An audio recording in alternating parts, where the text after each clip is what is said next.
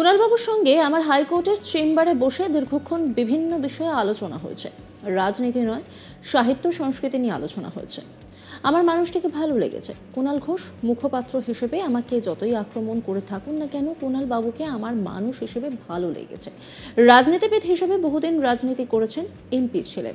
আমি কথা বলে যতটুকু বুঝেছি, কুণাল ঘোষকে আমার ভালো লেগেছে। কুণাল ঘোষকে নিয়ে সাংবাদিকদের সামনে খোলাখুলি মন্তব্য করেন বিচারপতি অভিজিৎ গঙ্গোপাধ্যায়। রবিবার কলকাতা হাইকোর্টের বিচারপতির পদ থেকে ইস্তফা দেওয়ার সিদ্ধান্তের কথা সংবাদ মাধ্যমে সরাসরি জানালেন অভিজিৎ গঙ্গোপাধ্যায়। কার্যকাল শেষ হওয়ার আগে অবসরের সিদ্ধান্ত নিয়েছেন তিনি জানিয়েছেন, মঙ্গলবার ইস্তফাপত্র হাইকোর্টের রাষ্ট্রপতির কাছে পাঠিয়ে দেব। এই খবরের পর তৃণমূল নেতা কুণাল ঘোষ নিজের সোশ্যাল মিডিয়ায় একটি পোস্ট করেন। তিনি লিখেছেন, রাজনৈতিক মতপার্থক্য থাকবে, কিন্তু অন্য গুরুত্বপূর্ণ পেশা থেকে যদি কেউ রাজনীতিতে আসেন, তাহলে সংসদীয় গণতন্ত্রের রাজনীতিতে তা স্বাস্থ্যকর বা ইতিবাচক।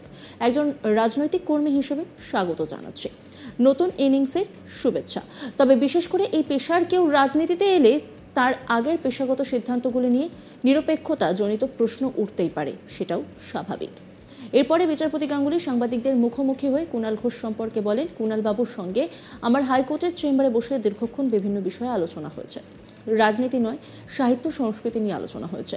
আমার মানুষটিকে ভালো লেগেছে। কুণাল ঘোষ মুখপাত্র হিসেবে আমাকে যতই আক্রমণ করে থাকুন না কেন, কুণাল বাবুকে আমার মানুষ হিসেবে ভালো লেগেছে। রাজনীতিবিদ হিসেবে বহুদিন রাজনীতি করেছেন, এমপি ছিলেন। আমি কথা বলে যতটুকু বুঝেছি, কুণাল ঘোষকে আমার ভালো লেগেছে। তিনি কি বলেছেন শোনাব আপনাদের। আমি এইটুকু মন্তব্য করতে পারি, কুণালবাবুর সঙ্গে আমার চেম্বারে বসে, হাইকোর্টের চেম্বারে বসে দীর্ঘক্ষণ বিভিন্ন বিষয় নিয়ে, রাজনীতি নিয়ে নয়, বিভিন্ন সাহিত্য সংস্কৃতি নিয়ে আলোচনা হয়েছে। আমার মানুষটিকে ভালো লেগেছে। কুণাল ঘোষ যতই মুখপাত্র হিসেবে আমাকে আক্রমণ করে থাকুন না কেন, কুণালবাবুকে আমার মানুষ হিসেবে ভালো লেগেছে। সেটা যা খুশি তাই বলতে পারেন। সময় হিসেবে, রাজনীতিবিদ হিসেবে উনি তো বহুদিন রাজনীতি করেছেন, এমপি ছিলেন, সেটা বলতে পারেন। কিন্তু আমি কথা বলে যতটুকু বুঝেছি, কুণাল ঘোষকে আমার ভালো লেগেছে মানুষ হিসেবে।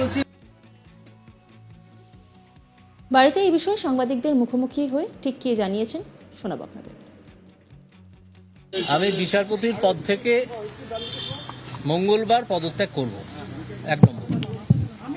দ্বিতীয় হচ্ছে, আগামীকাল বিচারপতি হিসেবে আমার শেষ দিন। সেদিন আমি কোনো বিচারের কাজ করব না, শুধু কতকগুলো মামলা হার্ট হয়ে আছে, যেগুলো আমাকে রিলিজ করতে হবে আমার লিস্ট থেকে। কোনো অ্যাডজুডিকেশন নয়। অ্যাডজুডিকেশন আমি গত 7 দিন ধরেও করিনি, কারণ আমি ব্যক্তিগত কারণে ছুটিতে ছিলাম। তো কালকেও কোনো অ্যাডজুডিকেশন করব না, শুধু মামলাগুলো আমার লিস্টের বাইরে করে দেবো। দিয়ে পরশু দিন আমি চিফ জাস্টিস, আমাদের হাইকোর্টের চিফ জাস্টিসকে মৌখিকভাবে জানাবো, এবং পরশু দিন আমি ভারতের রাষ্ট্রপতিকে চিঠি লিখে জানিয়ে দেবো। এবং সেই মুহূর্ত থেকে, যে মুহূর্তে আমি চিঠিটা পোস্ট করব, সেই মুহূর্ত থেকে আমার রেজিগনেশন কার্যকর হবে। এটাই কনস্টিটিউশন এবং কনস্টিটিউশন লয়ের প্রভিশন। সেইটা মঙ্গলবার হবে।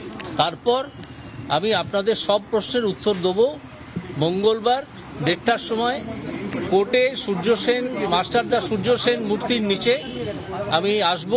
আপনাদের সব প্রশ্নের উত্তর সেদিন দেব।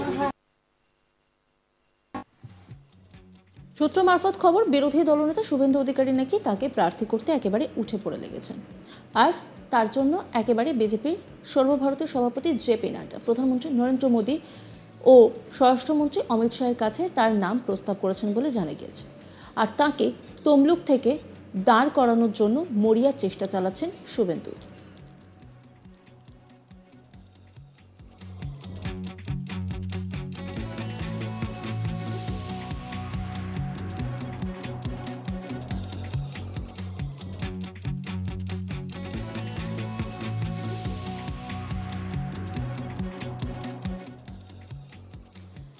বিচারপতি অভিজিৎ গঙ্গোপাধ্যায়ের মন্তব্যের পর তিনি মন্তব্য করেছেন যে রবিবার কলকাতা হাইকোর্টের বিচারপতির পদ থেকে ইস্তফা দেওয়ার সিদ্ধান্তের কথা সংবাদ মাধ্যমে তিনি সরাসরি জানান। কার্যকাল শেষ হওয়ার আগে অবসরের সিদ্ধান্ত নিয়েছেন তিনি জানিয়েছেন, মঙ্গলবার ইস্তফাপত্র হাইকোর্টের রাষ্ট্রপতির কাছে পাঠিয়ে দেব। এই খবরের পর তৃণমূল নেতা কুণাল ঘোষ নিজের সোশ্যাল মিডিয়ায় একটি পোস্ট করেন। তিনি লিখেছেন, রাজনৈতিক মতপার্থক্য থাকবে, কিন্তু অন্য গুরুত্বপূর্ণ পেশা থেকে যদি কেউ রাজনীতিতে আসেন, তাহলে সংসদীয় গণতন্ত্রের রাজনীতিতে তা স্বাস্থ্যকর বা ইতিবাচক। অন্যান্য খবরের আপডেটের জন্য অবশ্যই নজর রাখুন আজ তাক বাংলার ইউটিউব স্ট্রিমিংয়ে।